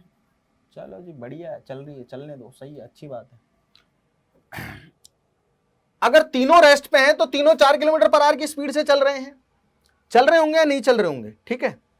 अगर मैं खुद यहां बेल्ट पे बैठ जाऊं ऐसे चींटी बन के, ऐसे चींटी बन के मैं बेल्ट पे बैठ जाऊं, ठीक है, तो मेरे रिस्पेक्ट में तो ये सब रेस्ट पे हैं इनिशियली, क्योंकि मेरे लिए तो भैया ये सारे के सारे रेस्ट पे क्यों हैं? क्योंकि जिस स्पीड से ये चल रहे हैं उससे मैं भी तो चल रहा हूं। समझने की कोशिश करना कि अगर मैं यहां बैठा हूं तो ये मम्मी मेरे पास नहीं आ पाई कभी, ये पापा भी पास नहीं आ पाएंगे, और ये बच्चा भी पास नहीं आ पाएगा। क्यों? क्योंकि ये सारे के सारे with respect to platform rest पे हैं। प्लेटफॉर्म चल रहा है, ये नहीं चल रही, ये रेस्ट पे है। तो आप जाके बैठ जाओगे तो आपके मम्मी के पापा के बच्चे के बीच की दूरी जो है पूरी कांस्टेंट रहेगी, जब तक ये मूव नहीं करेंगे विद रिस्पेक्ट टू प्लेटफॉर्म। अभी with respect to platform mummy papa नहीं चल रहे हैं, मम्मी पापा नहीं चल रहे हैं विद रिस्पेक्ट टू प्लेटफॉर्म, ठीक।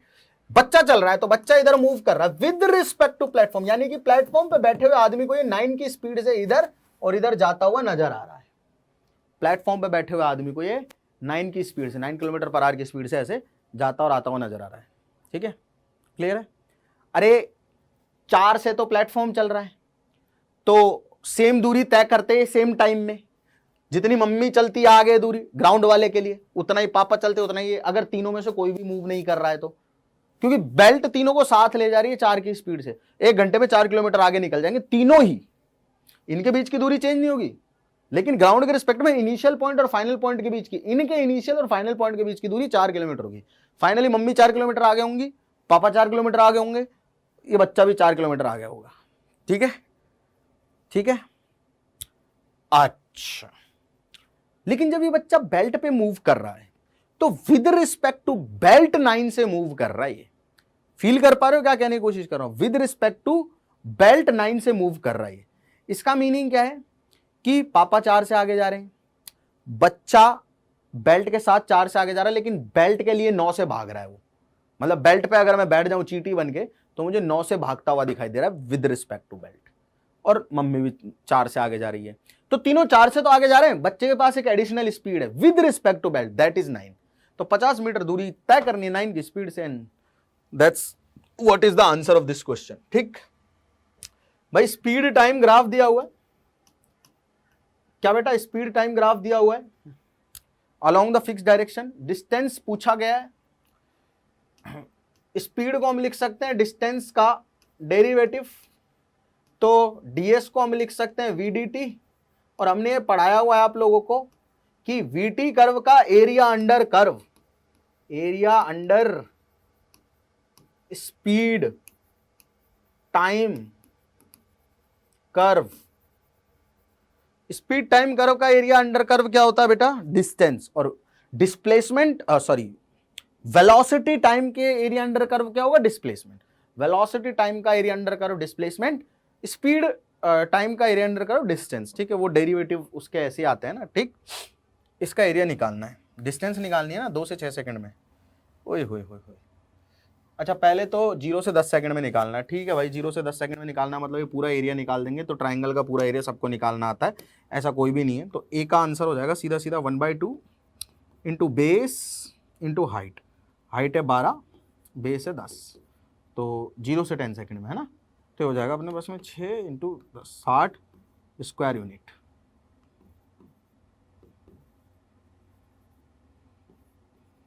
ठीक है, जो भी है मीटर पर सेकंड में ना, ये टाइम मीटर में, तो ठीक है मीटर आ जाएगा, ठीक है। स्पीड है, ये टाइम है, डिस्टेंस है, 60 मीटर आ जाएगी, मीटर आएगी, metre metre metre metre metre, ठीक है। अच्छा, अब दूसरे में बोला गया 2 सेकंड से 6 सेकंड के बीच में निकालना है। यार मेरे को पता नहीं 2 सेकंड कहीं यहाँ होगा और 6 सेकंड कहीं यहाँ होगा, ठीक है, ऐसा ही है ना। अरे यार देख तो लो यार, देख तो लो यार भाई, 2 सेकंड कहीं यहाँ होगा, 6 सेकंड कहीं यहाँ होगा, ऐसा ही है, ऐसा ही है ना।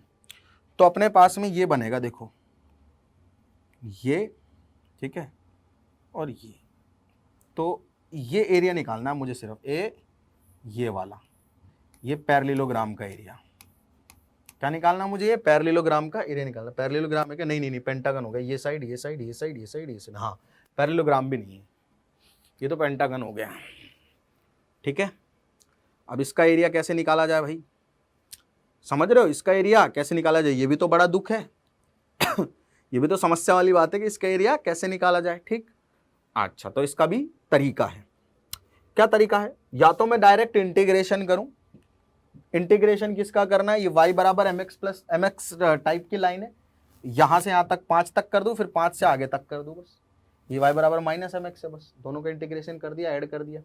या फिर मैं इसको यहां से मिला दूं 5 से, ऐसे, ठीक है, इधर वाले का एरिया अलग निकाल दूं। अब ये पैरेललोग्राम बन गया और ये भी पैरेललोग्राम बन गया, 2 पैरेललोग्राम आ रहे हैं इसमें।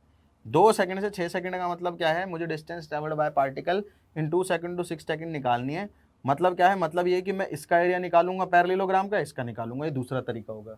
पहला तरीका, इसका इंटीग्रेशन करूं 2 से 5 में प्लस 5 से 6 में, भाई VDT, ये इक्वेशन क्या है, ये इक्वेशन है, इधर स्पीड है इधर टाइम है, तो V is equals to MT, अरे यही आ रही है ना, y is equals to mx, m की वैल्यू निकाल सकता हूं, कांस्टेंट स्लोप है, ये 12/5 आ रहा है स्लोप, ठीक है। इसकी इक्वेशन निकल गई, ऐसे इस वाली की इक्वेशन निकाल सकता हूं और इंटीग्रेट कर दूंगा, एरिया अंडर कर्व आ जाएगा। खैर वो 12वीं में भी आप लोग पढ़ेंगे, अभी उसको इतना ज्यादा इंक्लूड नहीं कर रहा हूं मैं। दूसरी चीज क्या है कि मैं पैरेललोग्राम का एरिया निकाल दूं, देख ये वाले पैरेललोग्राम का ये और ये है ना, प्लस मैं ये वाले पैरेललोग्राम का एरिया निकाल दूं, देख बुरा मत मानना, ये और ये, ठीक है, ये हो गए 2 पैरेललोग्राम, इनका एरिया निकाल के ऐड कर दूं तो आंसर आ जाएगा।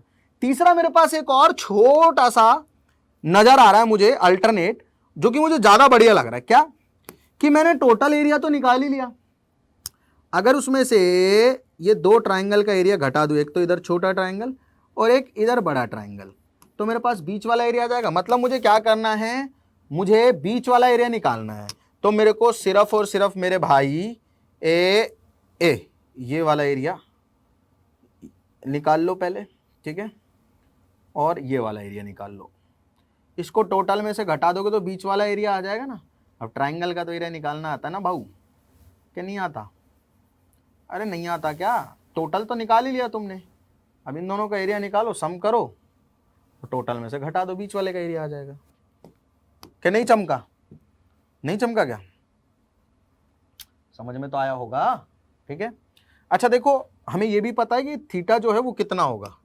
Actually we know what will be the theta, ये जो थीटा है ये कितना होगा, ये थीटा कितना होगा और ये थीटा कितना होगा, हमें पता है ये चीजें सारी की सारी, ठीक है। क्लियर है?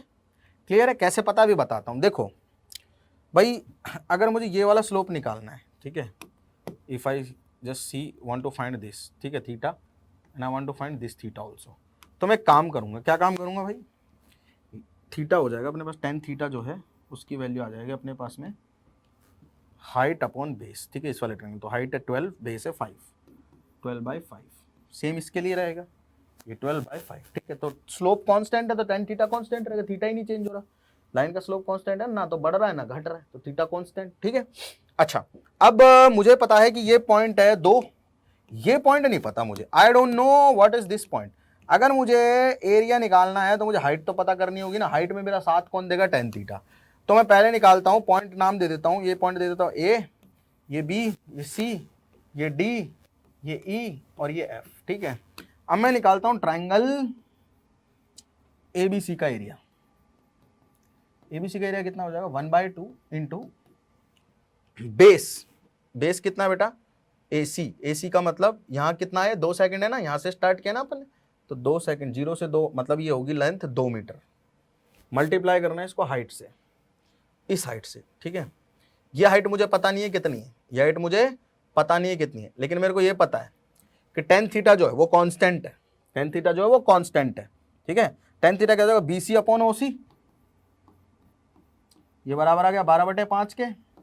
BC की वैल्यू कितनी आ गई OC की वैल्यू 2 इंटू 12/5, तो OC की वैल्यू 2 है तो लिख दो बेटा, तो हो जाएगा 24/5।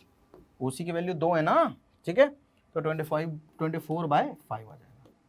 ये 12 बार कट गया तो 24/5 ही आ जाएगा टोटल एरिया, ठीक है। ये वाले डिस्टेंस निकाल ली, अब ये वाले डिस्टेंस निकालनी है। सेम वही कहानी भाई, ट्राइंगल DEF में एरिया निकालना है। क्या निकलेगा 1/2 इंटू बेस, ये 6 से 10 में कितनी हो गई दूरी 4 हो गई, इंटू ये हाइट कितनी हो जाएगी बेटा, फिर वही टेन थीटा। भाई टेन थीटा कितना है, ये ED डिवाइडेड बाय DF बराबर हो जाएगा टेन थीटा कितना 12/5 के। तो अपने को DF की वैल्यू दे रखी है 4, तो ED अपने पास आ जाएगा 12 इंटू 4 डिवाइडेड बाय 5, ठीक है, 48/5। तो भैया 48/5 आ गया। ये गया 2 बार, 96/5 आ गया। अब जो टोटल एरिया 60 उसमें से इन दोनों के सम को घटा दो, 96 और 400 120/5 यानी कि 24, 120 120/5, हाँ 24 आ गया। तो इधर वाला और इधर वाला टोटल एरिया है 24, 60 में से 24 घटा दोगे तो कितना बचेगा बीच वाला एरिया, 60 में से 24 घटा दोगे तो 36 बचेगा। सिंपल, तो 36 आ गया बीच वाला एरिया, यानी कि 60 चलिए इसने टोटल डिस्टेंस, जिसमें से 2 सेकंड से 6 सेकंड के बीच में चलिए इसने 36 मीटर, ठीक है बेटा। क्लियर है क्या सभी लोगों को, एकदम बढ़िया से। चलो जी आगे चलें अब, चलो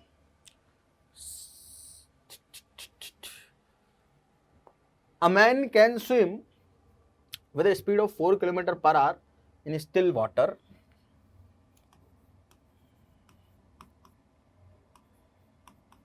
फोर किलोमीटर पर आवर दे रखा है, ठीक है। How long does it take to cross a river 1 kilometer wide if river flows steadily at 3 km/h and he makes strokes normal to the river current? मतलब समझना ध्यान से, ये रिवर है, ठीक है, एक स्विमर है इस रिवर में, यहाँ पे मान लो, ठीक है, सबको पता है ये सारी की सारी कहानी, ठीक। ये स्विमर जो है इसकी वेलोसिटी है इस डायरेक्शन में, ठीक है, VBR, ये स्ट्रोक्स मार रहा है रिवर करंट के परपेंडिकुलर, रिवर की वेलोसिटी है इधर, ठीक है। तो ऑब्वियस सी बात है ये यहाँ जाएगा इस डायरेक्शन के अलोंग, ठीक है, ये ड्रिफ्ट आएगी, दिस इज ड्रिफ्ट, एंड ये नदी की चौड़ाई हो गई, विड्थ ऑफ द रिवर। पहले तो हमें क्या निकालना है, पहले हमें निकालना है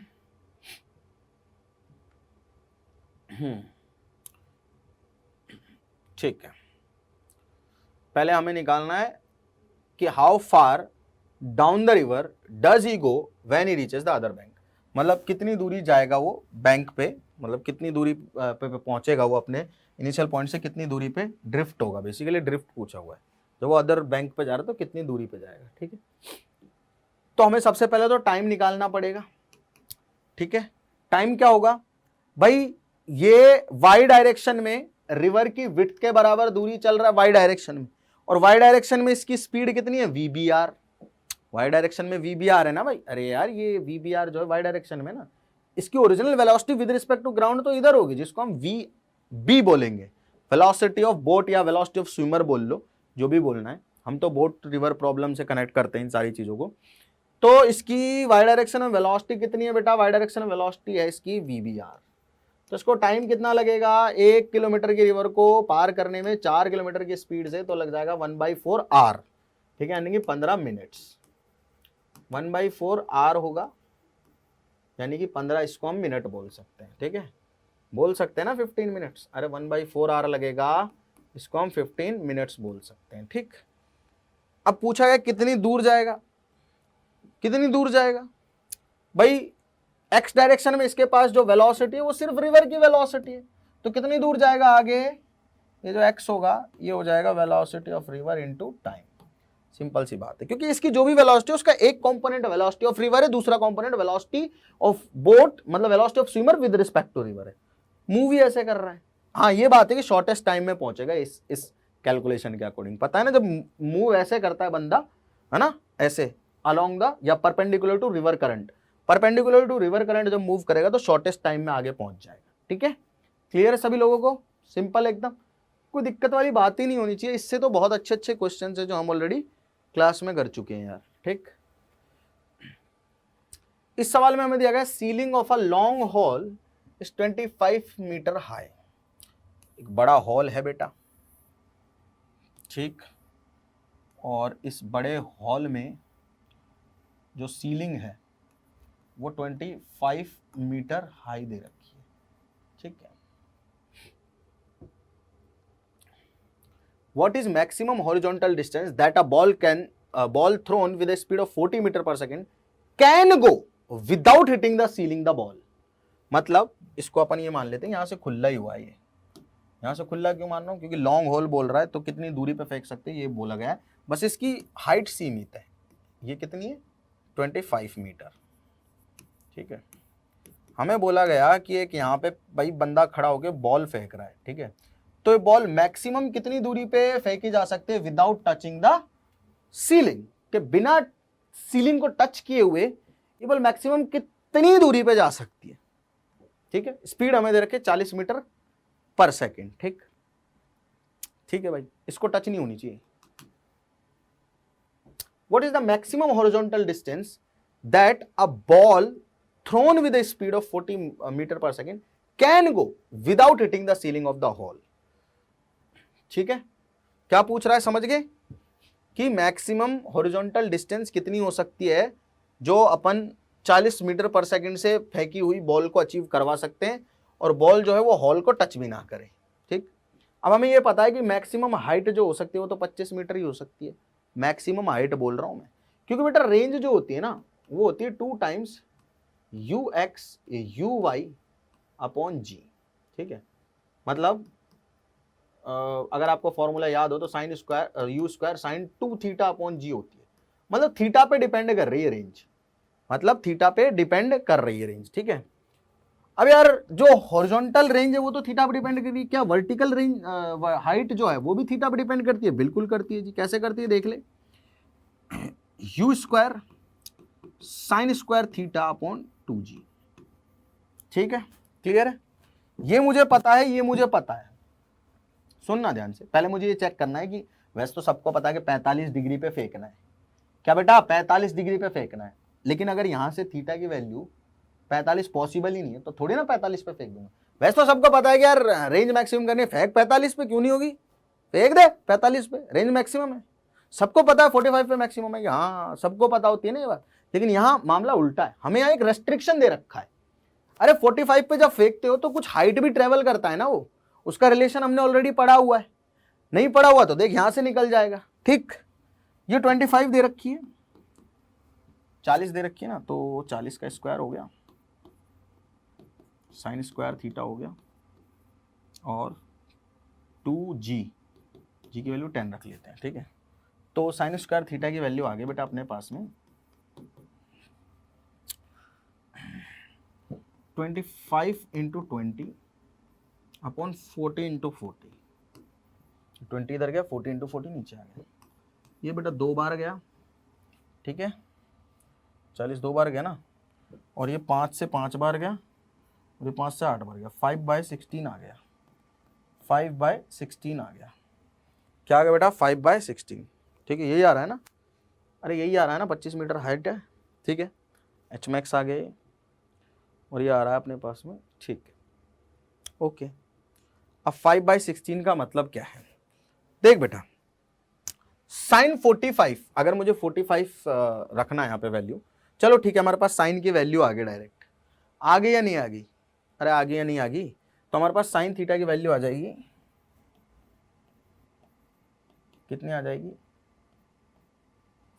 रूट में 5/4, रूट में 5/4, ठीक है।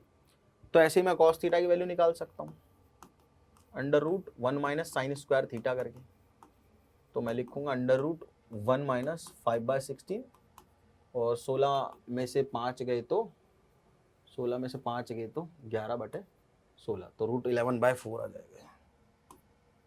ठीक है, अभी मैं सिखाना क्या चाह रहा हूँ वो समझना आप तो, ठीक है। कॉस थीटा की जरूरत यहां पड़ेगी हमें। अब आपके दिमाग में सबसे पहले ये सवाल आना चाहिए, सर ये साइन कॉस क्यों निकाल रहे हो आप, है ना? आप सीधा सीधा 45 रखो, देख लो रेंज कितनी मैक्सिमम आ रही है।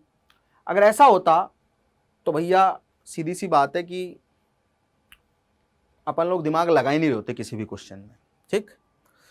अगर हम थीटा को बढ़ाते हैं, सुन लेना ध्यान से, 45 तक, तो रेंज और हाइट दोनों बढ़ती है। थीटा बढ़ेगा 0 से 45 में, ये तो बेसिकली, हाँ 0 से 45 में थीटा बढ़ेगा, ये तो बेसिकली 90 तक बढ़ता जाता, मतलब हाइट तो 0 से 90 में बढ़ती रहती है, रेंज जो है वो 0 से 45 में बढ़ती है। अब ये तो 0 से 90 तक बढ़ रही है, ये 0 से 45 में बढ़ती है, 45 के बाद वापस कम होने लग जाती है। समझ गए क्या कहने की कोशिश कर रहा हूं? अरे वो 45 पे मैक्सिमम होती है, मतलब 45 के आगे वाले एंगल और पीछे वाले एंगल पे कमी होगी, तो बढ़ती है 45 जब हो जाता है तो मैक्सिमम हो जाती है हॉरिजॉन्टल रेंज, और फिर कम होने लग जाती है। एंगल जैसे जैसे बढ़ाते जाओगे हॉरिजॉन्टल तो बढ़ती रहेगी, जैसे जैसे आप एंगल बढ़ा रहे हो horizontal range, horizontal vertical height जो है, या वर्टिकल हाइट, हॉरिजॉन्टल नहीं, वर्टिकल हाइट जो है, मैक्सिमम हाइट, वो तो बढ़ती रहेगी थीटा बढ़ने के साथ साथ, लेकिन रेंज पे एक रेस्ट्रिक्शन है, कंस्ट्रेंड है कि रेंज 45 तक बढ़ेगी, उसके बाद कम हो जाएगी, तभी तो 45 पे मैक्सिमम, उसके बाद बढ़ेगी नहीं, उसके बाद घटेगी। समझे? तो हमें सबसे पहले ये देखना पड़ेगा कि जो एंगल आ रहा है ये कहां आ रहा है। मतलब हो सकता है मैंने 10 डिग्री पे फेंका, हो सकता है मैंने 20 पे फेंका तो हाइट भी बढ़ी और रेंज भी बढ़ी, 30 पे फेंका तो भी हाइट भी बढ़ी और रेंज भी बढ़ी, 40 पे फेंका तो भी हाइट भी बढ़ी, रेंज भी बढ़ी, है ना?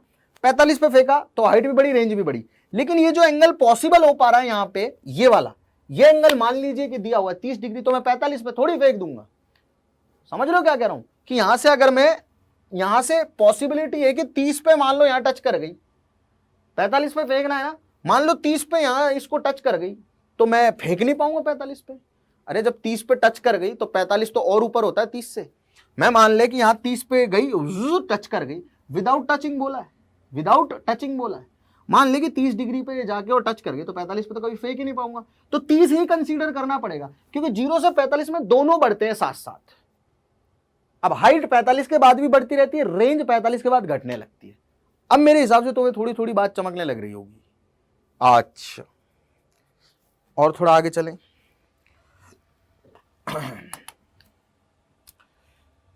इसकी वैल्यू देख लो, साइन थीटा की √5/4 है, √5 2.23 होता है, मतलब आधे से कम है वैल्यू, ठीक है।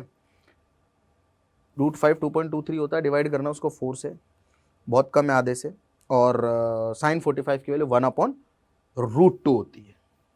कितनी होती है बेटा? 1/√2 होती है, 1 की वैल्यू 1 होती है और √2 की वैल्यू 1.414 होती है। ठीक है ना? तो 0.8 के आसपास आते थे, but this is less than 0.4। अरे साइन में वैल्यू बढ़ती है ना 0 से 90 तक, ठीक, तो ये 45 से भी कम है, इसलिए मैं 45 पे नहीं फेंक सकता, इसलिए रेंज मैक्सिमम 45 पे नहीं आएगी। यहाँ एक रेस्ट्रिक्शन लगा है कि भाई 0 से 45 डिग्री में हाइट भी बढ़ रही है और रेंज भी बढ़ रही है, 0 से 45 में दोनों बढ़ते हैं। तो अगर मेरे को रेंज बढ़ानी है तो मेरे को हाइट भी बढ़ानी पड़ेगी। अगर मेरे को रेंज बढ़ानी है तो हाइट, मतलब अगर मैं मैक्सिमम दूरी पे फेंकना चाहता हूं तो हाइट भी बढ़ेगी उसके साथ। समझ गए क्या कहने की कोशिश कर रहा हूं? सिंपल सी बात है। उसके बाद हाइट बढ़ती है, रेंज कम हो जाती है, 45 से बड़े एंगल्स पे हाइट ज्यादा होती है, रेंज घटने लग जाती है। ठीक, समझ में आया? अब यहाँ u की वैल्यू रखो 40 का स्क्वायर कर दो, इसको 2 sin थीटा cos थीटा लिख दो, तुम्हारे पास सारी वैल्यूज है, g से डिवाइड कर दो, आंसर आ जाएगा। This is sin theta, this is cos theta, will get the answer. ये मैक्सिमम रेंज आएगी जो यहाँ पे दिखाई दे। ठीक है, क्लियर है, सिंपल है एकदम। चलिए एक और सिंपल सा क्वेश्चन है, a cricketer can throw a ball to a maximum horizontal distance of 100 metre. एक क्रिकेटर है, वो एक बॉल को थ्रो कर सकता है मैक्सिमम हॉरिजॉन्टल डिस्टेंस 100 मीटर तक। ठीक है, अब हॉरिजॉन्टल डिस्टेंस मैक्सिमम बोल रहा है, मतलब 45 एंगल ले रहा हूँ, स्पीड मान लो यू रख देते हैं, तो हम लिख सकते हैं कि यार जो रेंज है वो हो जाएगी u square sine 2 theta upon g. अब 45 रखूंगा तो 90 हो जाएगा, यानी कि यू स्क्वायर अपॉन जी हो गई, और इसकी वैल्यू आ रही है 100। ठीक है, यू स्क्वायर अपॉन जी की वैल्यू आ रही है 100। ठीक, अब इसके अलावा मेरे को ये बोला गया है कि how much high above the ground can the cricketer throw the same ball. मतलब कितने ऊपर फेंक सकता है, अगर वो हॉरिजॉन्टल डायरेक्शन में मैक्सिमम फेंक सकता है कितनी 100 मीटर, तो अपवर्ड कितनी दूर फेंक सकता है। ठीक है, मैक्सिमम हाइट जो होती है बेटा वो होती है जब थीटा 90 हो जाता है, मतलब सीधे हम फेंक रहे होते हैं, और वो होती है you square upon 2g, sign square theta 1 हो जाता है, साइन स्क्वायर थीटा 1 हो जाता है, एंगल अपन खुद की मर्जी से मार सकते हैं, मैक्सिमम की बात बोल रहा है वो। ठीक है, तो यू स्क्वायर अपॉन जी की जो वैल्यू है वो 100 मीटर है, तो 100/2 कर दो, इसको 50 मीटर फेंक सकता है, खत्म। ठीक, तो ये सारी कहानी थी अपनी एनसीईआरटी के डिस्कशन की। आई होप एनसीईआरटी के क्वेश्चंस काफ़ी इंटरेस्टिंग आप लोगों को लगे होंगे, आपने खुद ने भी सॉल्व किए होंगे, नहीं किए हैं तो मैं आप लोगों को एक छोटी सी एडवाइस दूंगा, प्लीज़ एनसीईआरटी के जितने भी क्वेश्चंस हैं उन सभी क्वेश्चंस को चैप्टर वाइज लगाते चलिए। कोई दिक्कत आती है कमेंट में जरूर बताएं कि सर इस पर्टिकुलर एनसीईआरटी का, जैसे अभी अपना ये काइनेमैटिक्स चल रहा है, तो इसका बोल दीजिए आप, कोई चाहिए तो सर हाँ एनसीईआरटी का अभी तो खैर डिस्कशन कर लिया है, जैसे मान लो नेक्स्ट चैप्टर हम न्यूटन्स लॉज ऑफ मोशन पढ़ने वाले हैं, तो पहले ही बता देना कि सर एनसीईआरटी के सवाल डिस्कस करवा देना, और अपने क्वेश्चंस लिखते हुए चलना कि सर ये वाला नहीं हो रहा, ये वाला नहीं हो रहा, ये वाला नहीं हो रहा, तो उनका कलेक्शन करके हम लोग यहाँ आप लोगों से डिस्कस कर लेंगे। राइट, तो आई होप कि यहाँ तक की कहानी आप सभी लोगों को बढ़िया से समझ में आई है। मिलते हैं आप सभी लोगों से नेक्स्ट क्लास में। See you in the next class, thank you so much.